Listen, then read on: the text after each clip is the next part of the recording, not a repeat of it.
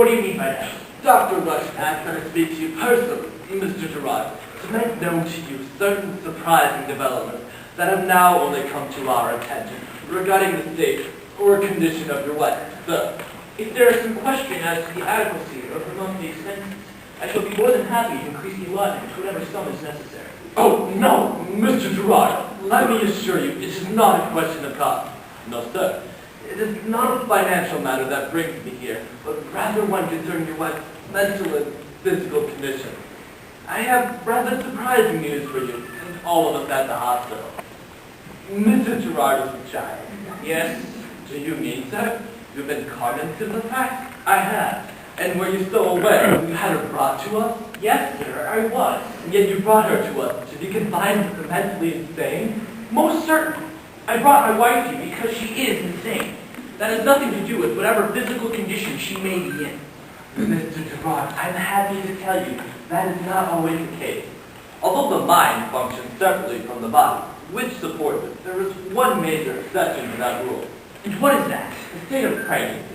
When a woman is a child, she is wont to have imagining, to suffer strange cravings and certain outbursts of temper and abusive language that one does not expect. Consequently, the board of directors and I agreed in everyone's best interest that your movement is derived from my care, and after her deliverance, she will probably prove to be as sane as she ever was. My wife is insane. Mr. Girard, I said she is insane.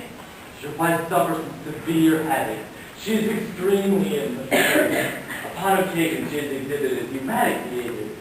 If she were not pregnant, there might be cause to think an extended rest, close care, and quiet might not be enough to restore her normal faculty. However, as she is a child, That is a fact I wish you and the members of the board to disregard. Mr. Girard, to place such a woman at such a time, such surroundings pose the gravest possible threat to her sanity, no matter how sound of mind she might have been in beforehand. I see. Perhaps this will be sufficient. $3,000? But this is made out. To you, sir. That is a payment in advance, which I hope you'll be gracious enough to accept from me. You see, I do not wish to be concerned any further with any difficulties that may arise due to my wife's confinement. I don't know what to say. Answer only this. Can it be done? Yes. Good. See to it then. You know your way out? But sir, Sir, what of the child? that is no concern of mine.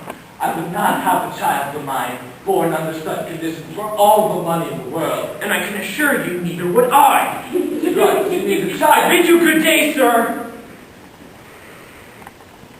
Sir, No, Mr. Phillips, don't go! Please don't go! He can't hear you. Mary. He can. I know he can. He looked right at me. He can't hear you. Because he doesn't want to. Men lose all their faculties. It's a prophet sound. I don't believe it. You're trying to drive me mad. It should have been like, Polly, Henson, Pennant, all right. Had your child. And your home. Your mother would have. Well, having a daughter like Polly. What are you saying? Polly, Polly, Polly. Polly. Polly Mary. Polly Mary Girard. Crazy Mary Girard. So the whole city will know. Mr. Girard, Polly. They will have forgotten you, Mary. Even Robin, if she were alive, would have favored a daughter like Polly. What are you talking about? They were talking about me, Mrs. Girard. Who are you? What are you doing here? I don't know you. My name is Polly, Polly Kenton. There's no reason it should be important to you. I'm only one in the long line of housekeepers. Women he will turn to. Have turned to already. You know that. So you're a whore, just like all the others. I'm his housekeeper, Mrs. Girard. The only difference is I was more successful and more relaxing than the rest. He'll even come to care for me a little. As much as you do, care for a woman anyway. Why didn't he care for me? In the beginning he did. You should have had a child. It wasn't my fault we didn't have children. I thought it was, and I knew he blamed me. He didn't say anything, but he kept looking at me as though I were a figure in his cash books that didn't quite balance. And I hated to be around him because I knew he felt I'd swindled him because I couldn't give him a son. You sound as though you wanted him to care for you. Is that so strange? His affection was all I wanted. But he had none to give. Wealth is what he had to give you. That was nothing to me, nothing. not his.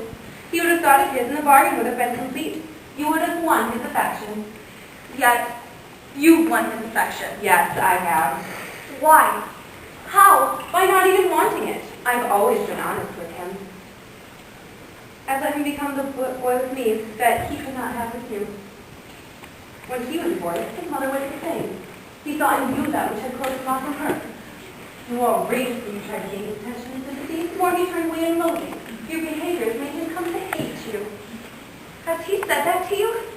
I can tell you his words exactly.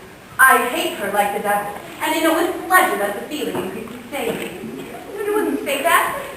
He wouldn't feel that. I hate her like the devil, and I know with pleasure that the feeling increases daily. What intolerable wrong did I do him?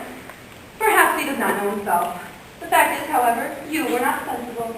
You see, it is never sensible to expect a man to understand or to tolerate the dreams of his wife. Dreams?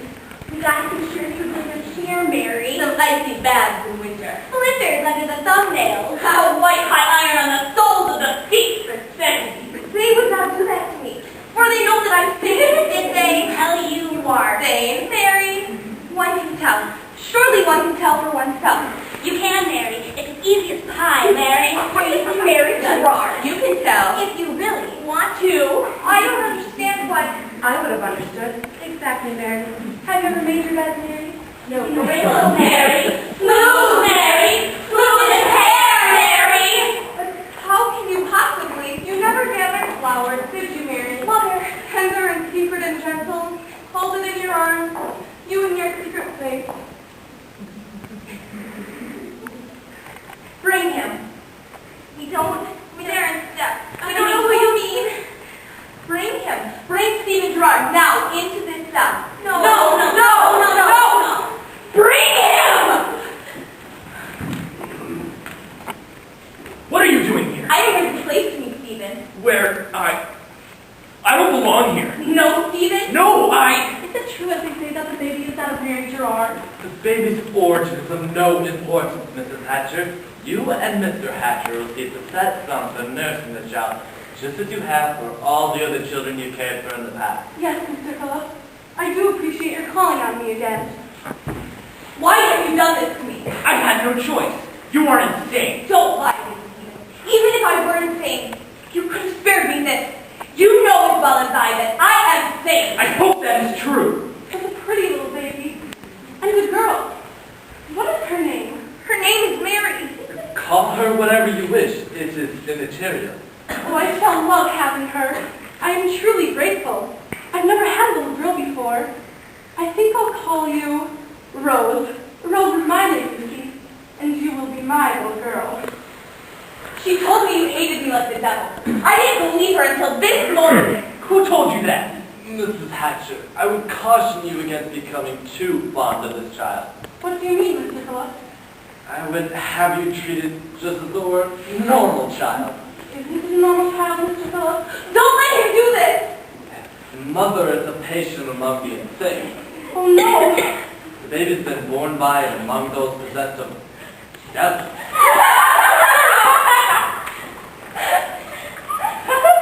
That's what I am, you see.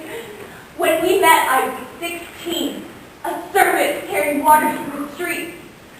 I laughed at everything then. I was happy without even knowing it. Do you remember that girl, Stephen? She does not exist, madam. No. We destroyed her, you and I. Destroyed her utterly. Didn't you ever love her? She had everything she should have wanted. What good is all of it without some little affection? If you wanted affection, you should have told me instead of making a public display of yourself. Stephen, I didn't know attempt to hide my cases from you. We differed in only one way. I didn't bring my lovers under your roof. I always maintained a respect for you, a respect for your feelings and pride. Perhaps I should not have done the things I did, but in that, I am not alone.